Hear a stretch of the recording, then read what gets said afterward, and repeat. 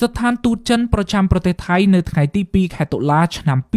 2025បានបដិសេធយ៉ាងដាច់ហង្ការចំពោះការលើកឡើងថាចិនបានផ្ដល់គ្រឿងសព្វាវុធដល់កម្ពុជាក្នុងអំឡុងនៃការផ្ទុះអាវុធដាក់គ្នានៅតាមព្រំដែនកម្ពុជាថៃកាលពីខែកក្កដាឆ្នាំ2025ស្ថានទូតចិនប្រចាំទីក្រុងបាងកកសង្កត់ធ្ងន់ថាពេលកាំងគ្មានទូនីតិអ្វីក្នុងការបញ្ឆេះចំនួនរវាងកម្ពុជាថៃនោះទេប៉ុន្តែមានតែការជំរុញការកសាងសន្តិភាពនិងស្ថិរភាពនៅក្នុងតំបន់ឆ្លើយតបនឹងសំណួររបស់ប្រព័ន្ធផ្សព្វផ្សាយក្នុងស្រុកថៃស្ថានទូតចិនប្រចាំទីក្រុងបាងកកបានបញ្ជាក់ថាចិនមិនបានផ្ដល់ឧបករណ៍យោធាឬសព្វាវុធអ្វីដល់កម្ពុជាសម្រាប់ប្រើប្រឆាំងនឹងប្រទេសថៃនោះទេគ្រឿងសព្វាវុធយោធាដែលកម្ពុជាមាននោះគឺបានមកពីកម្មវិធីកិច្ចសហប្រតិបត្តិការរួមគ្នា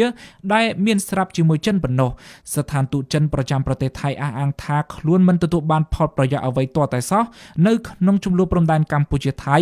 និងថាក្នុងនាមជាមិត្តរបស់ប្រទេសជិតខាងទាំងពីរចិនបានខិតខំប្រឹងប្រែងជាវិជ្ជមានតាមមធ្យោបាយរបស់ខ្លួនក្នុងការជួយបន្ធូរបន្ថយស្ថានភាពដែលតានតឹង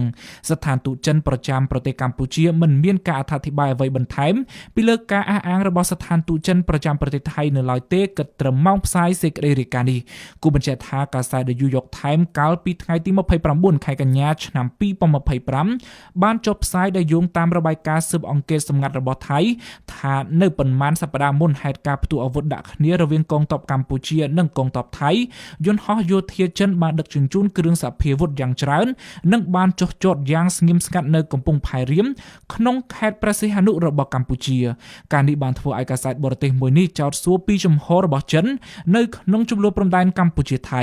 តាមកាសែត The New York Times សព្វាវុធទាំងនោះត្រូវបានរក្សាទុកនៅមូលដ្ឋានទ័ពជើងទឹករៀមហើយក្រោយមកបានដឹកជញ្ជូនតាមភាគខាងជើងឆ្ពោះទៅកាន់ព្រំដែនកម្ពុជាថៃដែលជាទីតាំងមានជម្លោះយ៉ាងណាមិញរដ្ឋាភិបាលកម្ពុជានៅមិនទាន់មានប្រតិកម្មយ៉ាងណាឡើយចំពោះសំណុំរឿងនេះជាថ្មីម្ដងទៀតស្ថានទូតចិនប្រចាំប្រទេសថៃអះអាងថាប្រទេសចិនគាំទ្រចំពោះកិច្ចខិតខំប្រឹងប្រែងរបស់អាស៊ាន